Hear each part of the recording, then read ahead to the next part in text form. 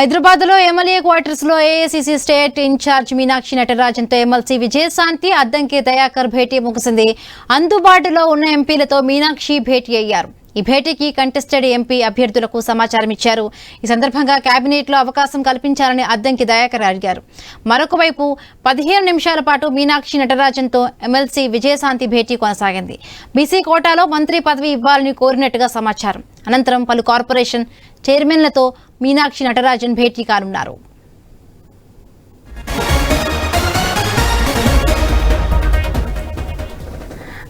ఈ భేటీకి సంబంధించి మరిన్ని పూర్తి అప్డేట్స్ మా స్పెషల్ కరెస్పాండెంట్ సునీల్ అందిస్తారు. సునీల్,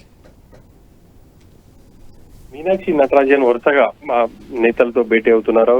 ఆ పార్టీ నేతలతో ప్రధానంగా గత ఎన్నికల్లో పోటీ చేసినటువంటి అభ్యర్థులతో కావచ్చు, పోటీ చేసిన ఓడిపోయిన అభ్యర్థులు, అదేవిధంగా ఎమ్మెల్యేలతో ఆమె భేటీ అవుతూ వస్తున్నారు.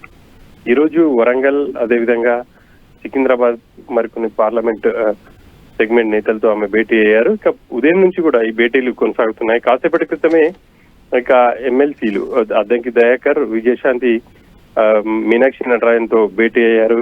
ఇక ఇరువురు కూడా చాలా అంశాలను ఆమె దృష్టికి తీసుకెళ్లినట్టు తెలుస్తా ఉంది. ఇక విజయశాంతి తనకు బీసీ కోటాలో మంత్రివర్గంలో స్థానం కల్పించాలి అని చెప్పేసి మీనాక్షి దృష్టికి తీసుకెళ్లినట్టు తెలుస్తోంది. తను తెలంగాణ ఉద్యమంలో పనిచేసిన సమయంలో కావచ్చు, ఆ తర్వాత కాంగ్రెస్ పార్టీలో చేసినటువంటి సేవలు, వీటన్నిటిని కూడా ఆమె దృష్టికి తీసుకెళ్లినట్టు తెలుస్తుంది. ఆ మేరకే ఆమెకు ఎమ్మెల్సీ పదవి ఇచ్చారని చెప్పేసి కూడా మీనాక్షి దృష్టికి అయితే తీసుకెళ్లారు. ఇక అద్దంకి దయాకర్ కూడా ఎస్సీ కోటాలో తనకు కేబినెట్ లో బెర్త్ కల్పించాలని చెప్పేసి ఆమెతో డిస్కస్ చేసినట్టు తెలుస్తుంది.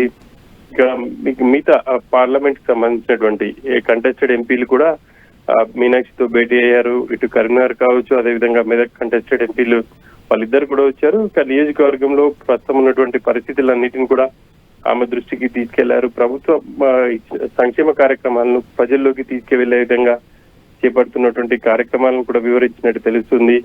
భువనగిరి ఎంపీ ఇటు కిరణ్ కుమార్ రెడ్డి కూడా ఆయన మీనాక్షి నటరాజన్ ని కలిశారు. గత కొద్ది రోజులుగా నియోజకవర్గంలో కావచ్చు, రాష్ట్ర వ్యాప్తంగా ప్రభుత్వం చేపట్టిన సంక్షేమ కార్యక్రమాలతో పాటు ప్రజల్లో అంటే తీసుకువెళ్తున్న విధానాన్ని ఆమె దృష్టికి తీసుకెళ్లారని చెప్పేసి తెలుస్తుంది. ఇప్పుడు వివిధ కార్పొరేషన్ల చైర్మన్లతో భేటీ అయితే కొనసాగుతా ఉంది. అందరికి కూడా ఆమె సమాచారం ఇచ్చింది, 1-to-1 మాట్లాడే అవకాశం కల్పించింది. గతంలో పార్లమెంట్ ఉమ్మడి నేతలతో ఆమె మాట్లాడారు, కానీ ఇప్పుడు 1-to-1 మాట్లాడుతా ఉన్నారు. వాళ్ళకున్నటువంటి సమస్యలను ఆమె దృష్టికి తీసుకెళ్లినప్పుడు నోట్ చేసుకున్నట్టుగా కూడా తెలుస్తుంది.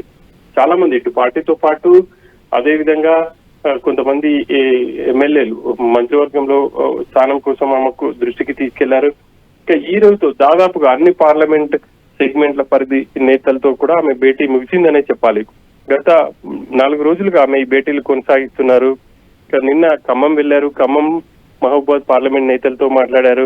అక్కడి నుంచి కూడా ఫీడ్బ్యాక్ తీసుకున్నారు. మొత్తం మీద ఏఐసీసీకి ఒక నివేదిక ఇవ్వబోతున్నారు. ఏఐసీసీతో పాటు ప్రభుత్వానికి కూడా ప్రజల్లో అంటే నేతల నుంచి తీసుకున్నటువంటి ఫీడ్బ్యాక్ ని ఇటు టీపీసీసీ అధ్యక్షుడికి వివరించి ఆ తర్వాత ఎలా ముందుకు వెళ్ళాలి అన్న అంశాన్ని ఆమె వివరించే అవకాశాలు అయితే కనిపిస్తున్నాయి.